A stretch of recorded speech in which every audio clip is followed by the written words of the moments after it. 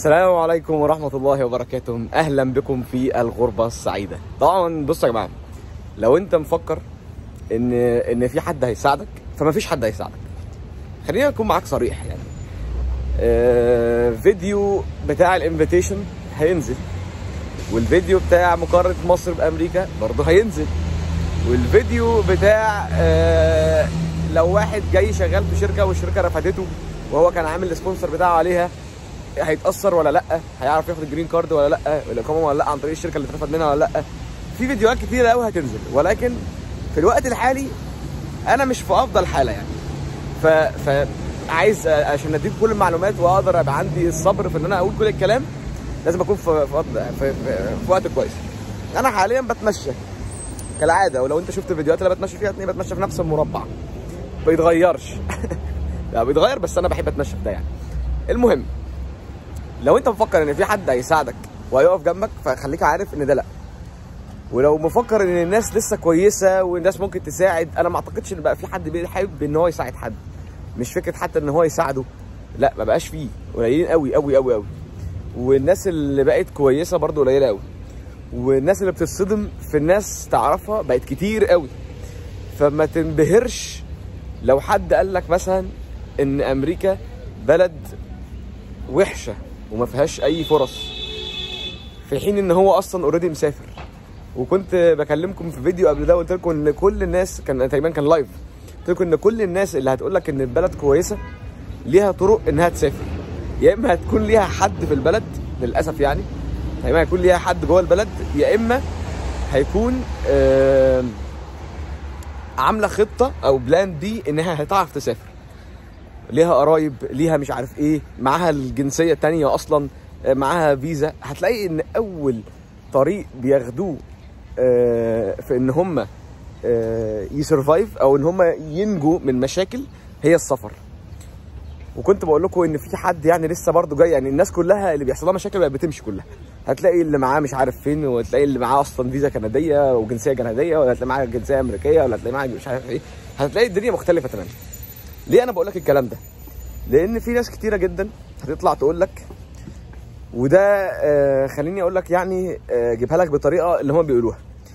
لو مفكر ان امريكا ما فيهاش فلوس والناس بتعمل فلوس، سوري، لو مفكر ان امريكا الناس فيها هنا بتعمل فلوس كتيره جدا والشغل سهل وبسيط وحياتك كلها فرص وهتقدر تغير شغل كل يوم والسكن ايزي وسهل، هتعرف تشتغل وتسكن، هتعرف تشتري عربيه برخص التراب، حياتك تبقى كويسه صحيا واجتماعيا وحتى نفسيا وعداله. لو مفكر ان كل الكلام ده موجود فعلا في امريكا، يبقى انت تفكيرك فعلا سليم، لان هو فعلا موجود في امريكا. حاول ما تسمعش كلام الناس. لو انا حابب وبعمل المجهود ده كله علشان انتوا تيجوا هنا تشوفوا الدنيا ماشيه ازاي، فانا ما بعملش المجهود ده من فراغ. لا، انا عشت حوالي اكتر من 20 سنه في مصر، فانا مصري، ومصري مطبع يعني مصري سابق زمن، وهيقول لك اي حاجه ممكن تتخيلها. مش زي الناس المصريين اللي ما بيتكلموش، اللي هم مصريين كده بس يعني، فاهم قصدي؟ فتاخد مني الكلام يا باشا، هتاخده وحط حلقه في ودنك ومحدش هيقوله لك. لو عايز تنجي بحياتك وتلحق عمرك وتلحق مستقبلك، هاجر من بلد ظالمه، ايا كان نوع البلد هي ايه.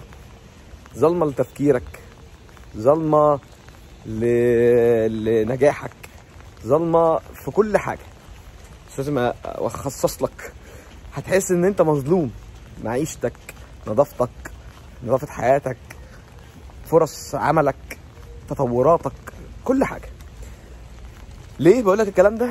علشان انت ما شفتش بره الدنيا ماشيه ازاي. ومفيش بلد تقريبا بقت بره اوحش، احلى او اوحش بقى من بلدنا. صح؟ انت فاهم قصدي؟ مش عارف اذا كنت فاهمها ولا لا، بس يعني دي حاجات بسيطه كده ممكن تخلي بالك منها. بس في الاول وفي الاخر لازم تبقى عارف ان مفيش حد هيقول لك الحلو فين والصح ايه، علشان هو مش عايزك تيجي اصلا. معظم الناس اللي عايشه هنا عايشه وبتقفل عليها. لو اتكلمت على حد يقول لك يا عم هي ناقصه، ما كفايه اللي هنا. هم هيجي ياخدوا رزقنا. انت الكلام ده على فكره بيطلع من ناس كتير، وللاسف اغلبيه الناس اللي عايشه هنا هي الناس اللي من الاخر بيقولوا عن نفسهم احنا جايين من ورا الجاموسه، وهم ما بيغلطوش، هم فعلا بيبقوا جايين من ورا الجاموسه. عارف، شبع بعد جوع. فالناس مش عايزه تدي فرصه لحد، تقول لك ايه ده هيجي ياخد رزقنا، ده هيجي يعمل ايه. هنا كله بيضرب في بعضه، كله بيضرب في بعضه.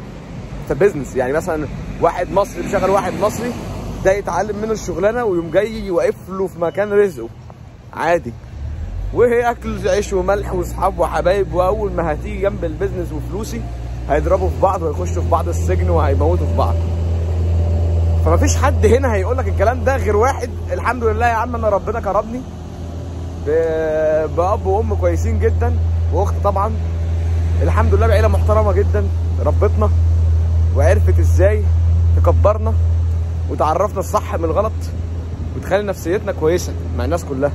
والحمد لله اتربينا مش غناي، بس الحمد لله راضيين ومكتفيين قوي باللي معانا، وعيننا طول عمرها مليانه.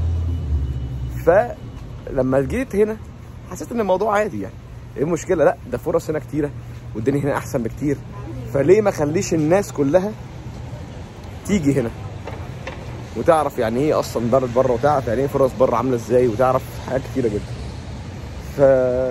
بس انا كنت حابب اقول لكم الكلمتين دول وتاخدوهم كده مني عشان تعرفوا تفكروا بعد كده في ازاي تتعاملوا مع الناس اللي بتشوفوها في الفيديوهات بتاعت السفر. يلا الحمد لله ربنا ابتلانا بناس مش قد كده، وناس بتيجي من مصر برضه علينا هنا مش قد كده، بس هي دي الدنيا.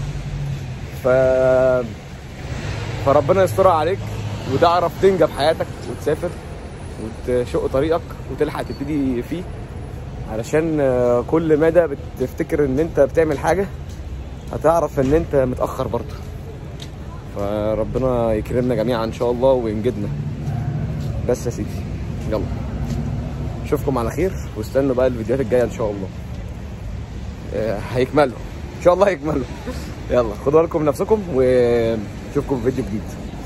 السلام عليكم، يا رب تكونوا فهمتوا اي حاجه.